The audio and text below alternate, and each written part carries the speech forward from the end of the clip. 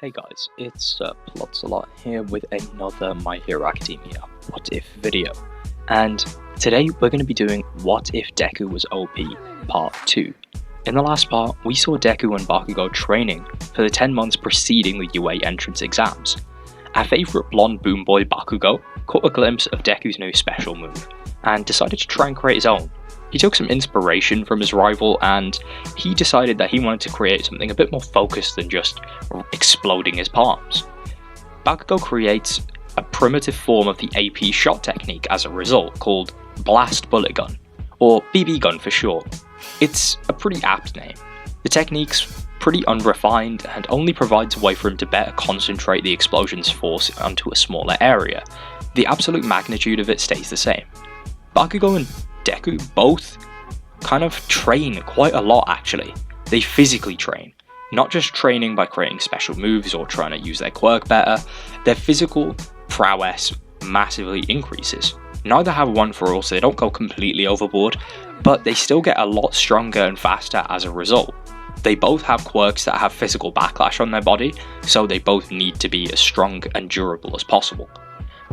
So the day of the UA entrance exams finally arrives. Deku's pumped for it, and as he's strolling along the promenade, Yeah, the promenade, not the promenade. I don't know what I'm saying. This is like the fourth take, so I'm gonna roll with it this time. The promenade, towards what might as well be the pearly gates of heaven for him. He trips. Ochako sees this and tries to stop the fall, but before she can activate her quirk, Deku uses the motion of his falling, the momentum, to just push himself back up. And she asks inquisitively, "Was that you affecting gravity?" She's never seen anything like that. She's seen some other people that can stop gravity, but nobody who can reverse it. It seemed really unnatural. It's like he was just completely reversing it, like he was applying the exact same force but backwards, but twice as strong to push him all the way back up. It was really weird to see. She was confused, and she was really intrigued by how he did it.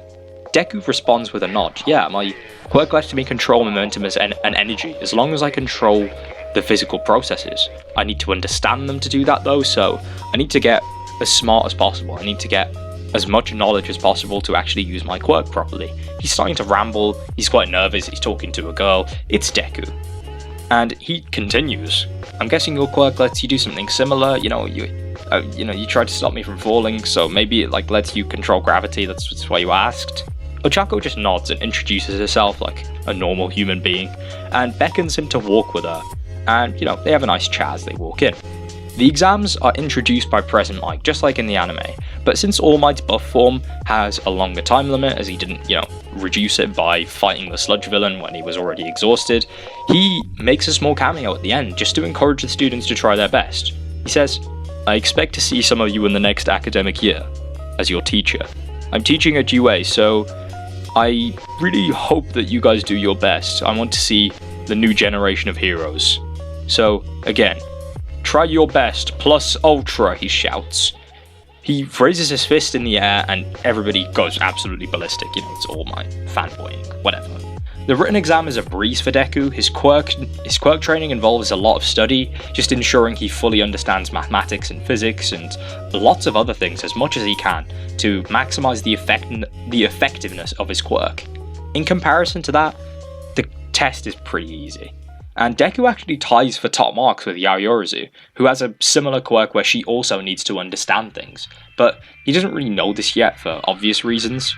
But as the practical exam begins, a horn is rang, and Deku can feel the vibrations ringing under his feet from both the sound of the air horn and everybody running at the same time. He absorbs some of this energy into his feet and uses it to run a little bit faster, kind of pushing towards the front of the crowd and almost colliding with one of the 1-point robots. It was pretty surprising for him, but he has some reaction speed, so he just spins on the ball of his left foot. The 1-point robot turns to face him and throws a punch, but Deku sidesteps it. He's ready for this. He catches the robot's arm. He turns sharply into a forward stance and translates both his and the robot's momentum from its punch into a rolling motion, flipping the robot over his shoulder effortlessly with a massive crash straight into the ground.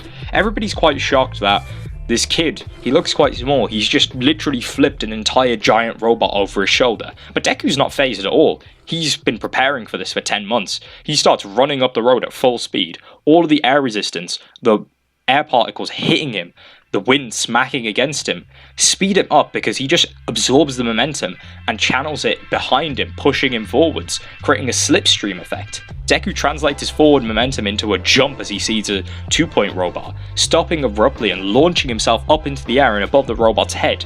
In midair, Deku grabs a flying piece of shrapnel from a nearby destroyed robot and spins himself along with its motion, stopping himself falling by translating his downward momentum into the circle along with the shard of metal and doing a 360-degree turn before launching the projectile at another 2-point robot's head, cutting a neat hole through its face and destroying it in the process.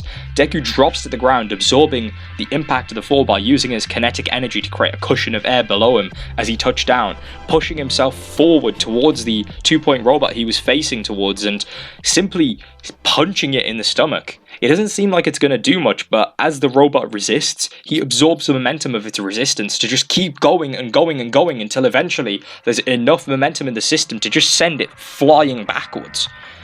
He leaps forwards towards another robot and punches it in the arm with the force of the robot that he just pushed straight backwards.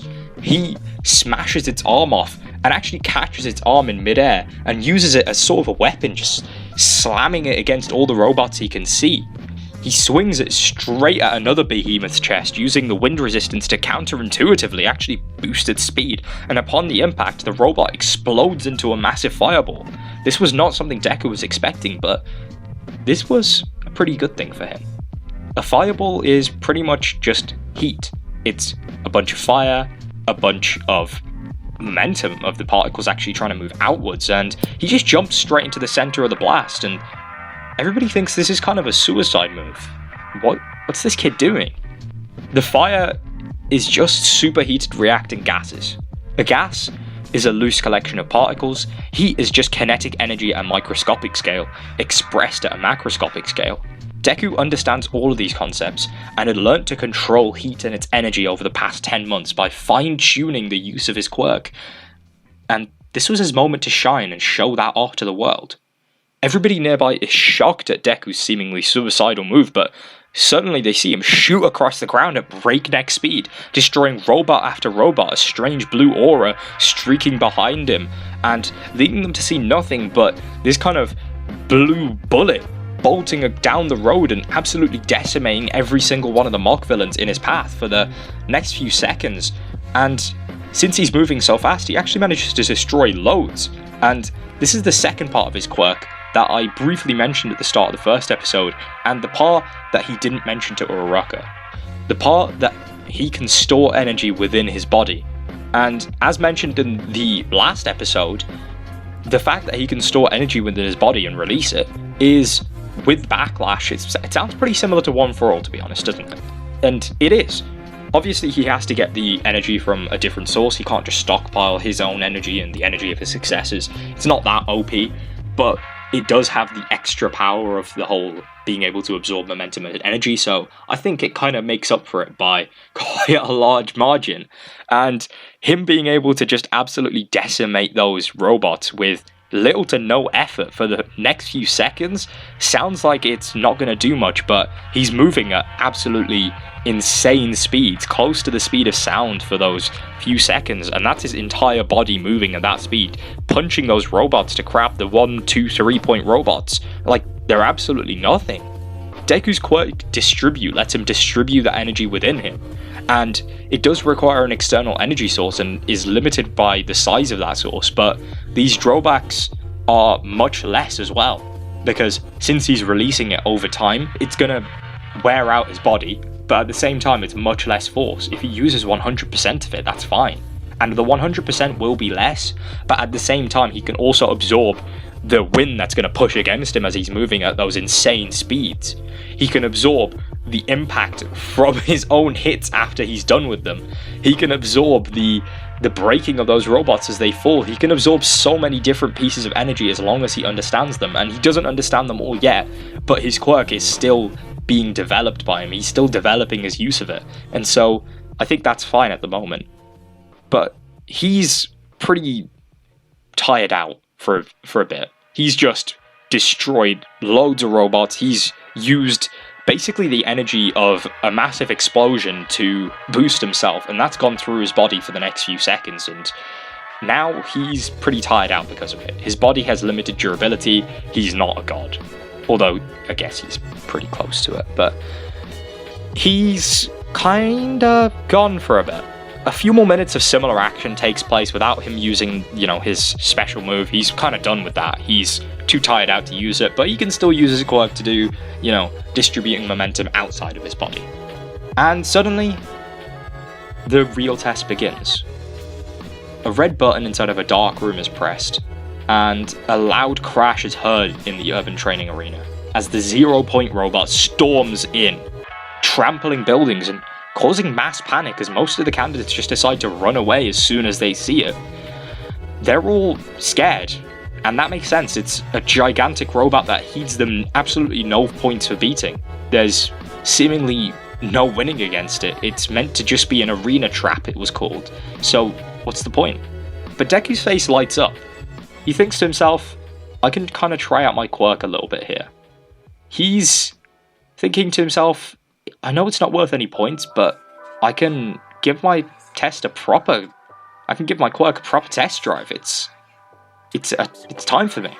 Because the whole way through, Deku's not really had a chance to use his quirk properly. He hasn't really been given a situation where his quirk is really going to shine. Because keep in mind, Deku's quirk allows him to distribute momentum.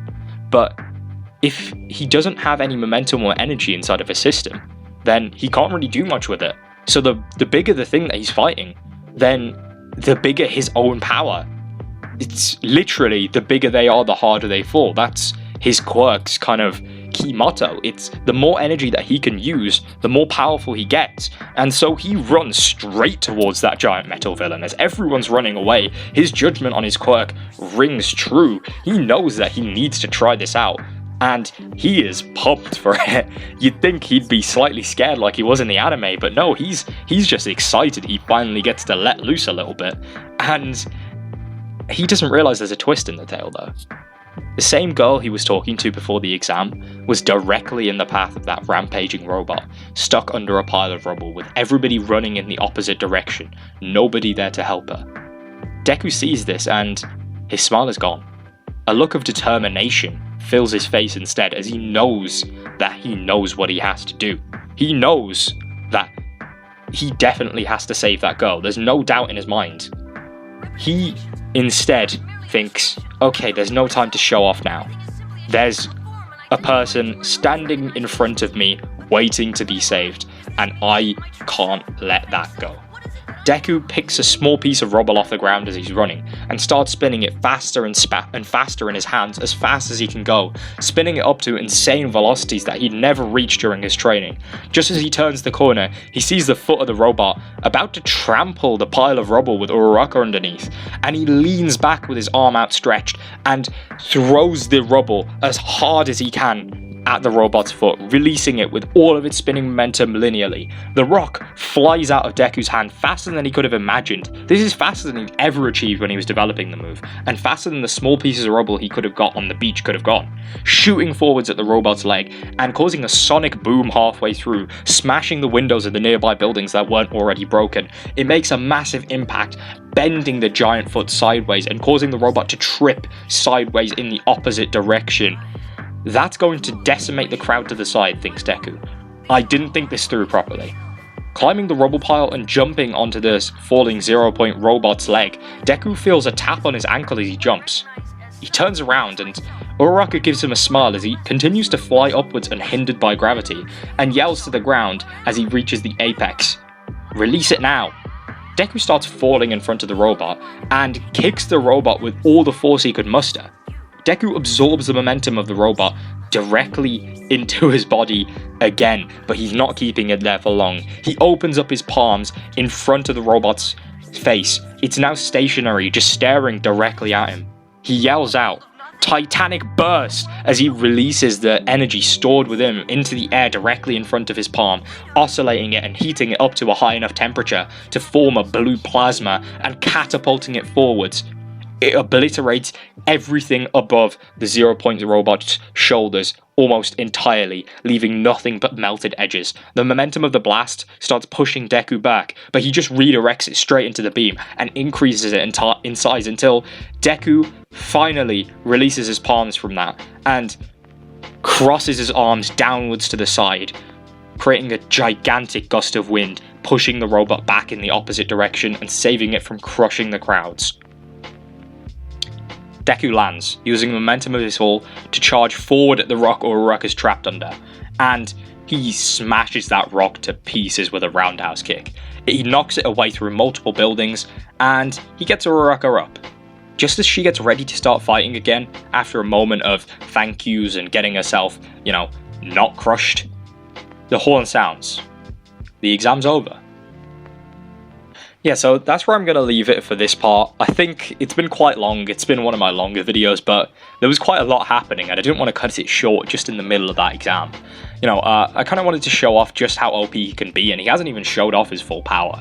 I mean, he's still got a lot that he can do, so yeah, I think this series is going to be quite fun. It's not going to be one of the ones like in the Iron Man one where he goes through a lot of kind of trials and tribulations, but there's going to be a lot of just watching him absolutely destroy people inside of this series. So yeah, thank you guys for watching. I'll see you guys in the next video. If you guys haven't already left a like, if you liked the video, do that please. If you didn't like the video, leave a comment with why. If you really didn't like the video, leave a dislike. If you got any suggestions, leave them in the comments. Subscribe if you want to see more videos. Share the video with friends if you think they'd enjoy it, so on and so forth. I could tell you to post an ad on the face of the moon. That would be nice, but I mean, a little bit pricey, so if you're gonna do that, I'll be very grateful, but I'm not expecting it. So yeah, thank you guys for watching. I'll see you guys in the next video. All right, bye guys.